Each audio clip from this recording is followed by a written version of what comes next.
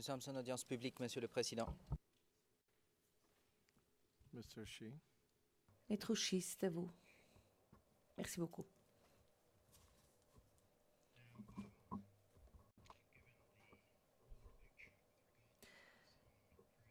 Monsieur le témoin, vous venez de dresser le tableau général de ce processus de désarmement. Je vais peut-être passer un peu plus en détail la séquence des événements. Donc, il y a l'accord de Pretoria en 2005.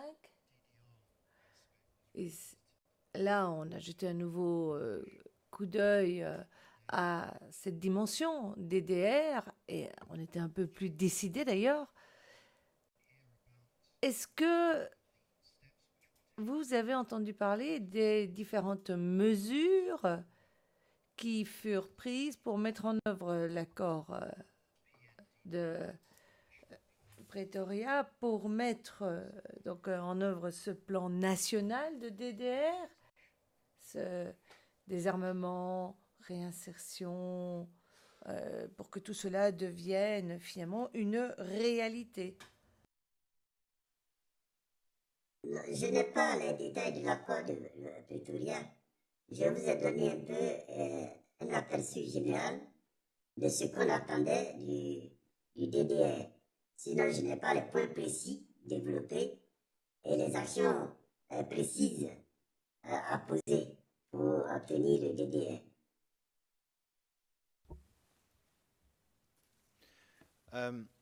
What about a meeting in 2000?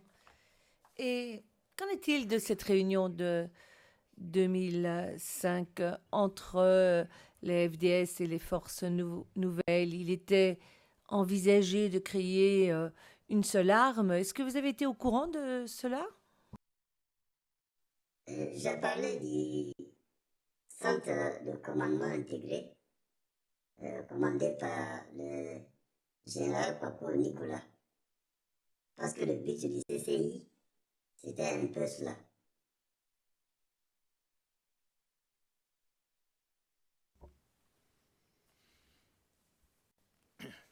And in terms of what you know. Question: à la lumière de ce que vous savez,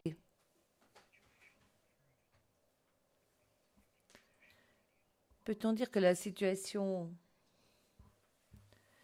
de la mise en œuvre du DDR s'est vraiment améliorée une fois que tout cela a été mis en œuvre, une fois que cet organe a été mis sur pied?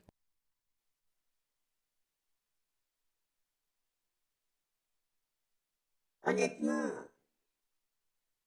c'est vrai qu'il y a eu la cérémonie de la flamme de la paix à Boaké, où on a incendié des armes. Mais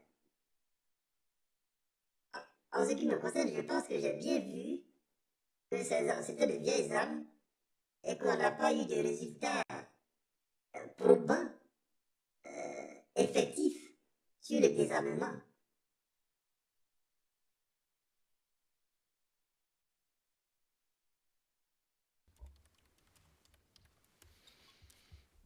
You've already spoken. Maître Shi, vous avez déjà beaucoup parlé des armes des rebelles. Et vous venez de dire que celles que vous avez vues être détruites étaient de vieilles armes. Et quand vous aviez justement rencontré les rebelles, avez-vous eu l'impression que ceux-ci utilisaient de nouvelles armes? Je ne peux pas dire de nouvelles armes, mais ils utilisaient des armes opérationnelles. Quand je parle de vieilles armes qui ont été incendiées, je crois que les images sont là. Si on retrouve les images, on verra que c'est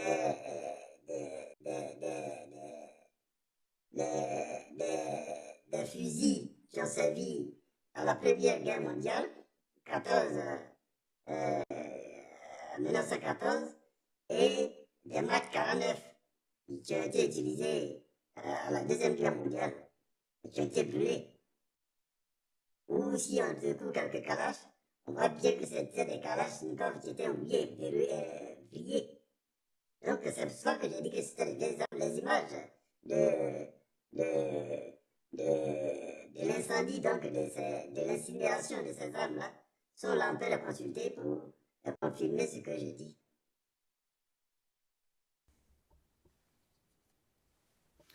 And this observation Cette observation que vous venez de formuler à l'instant, était-elle partagée par l'armée dans son ensemble? Est-ce que c'était de notoriété publique?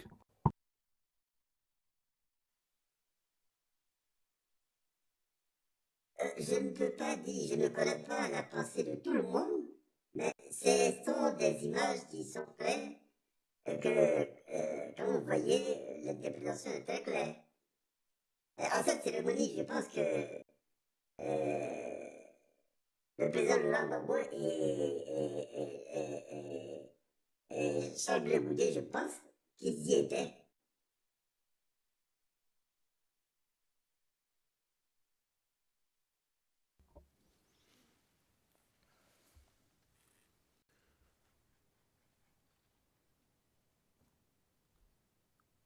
what level of confidence existed for yourself and your En ce qui vous concerne, vous et vos collègues, est-ce que vous étiez persuadé que le processus de désarmement allait fonctionner? Nous étions convaincus du contraire.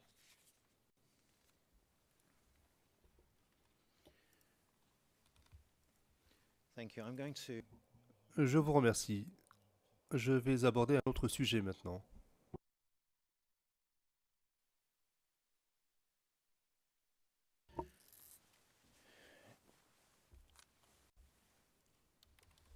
witness, if you could please Monsieur le témoin,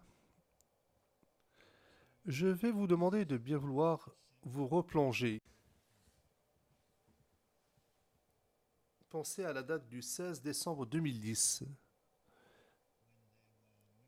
à un moment où il y avait des mouvements ou des activités vers la RTI. Est-ce que ça vous situe un petit peu? Est-ce que vous voyez de quel contexte j'entends parler maintenant? Oui, le 16 décembre 2010, c'était la marche des partisans du RHDP sur la radio-télévision ivoirienne. may I go into private sector? Pouvons-nous passer brièvement à huis clos partiel, s'il vous plaît? Le président, huis clos partiel, s'il vous plaît.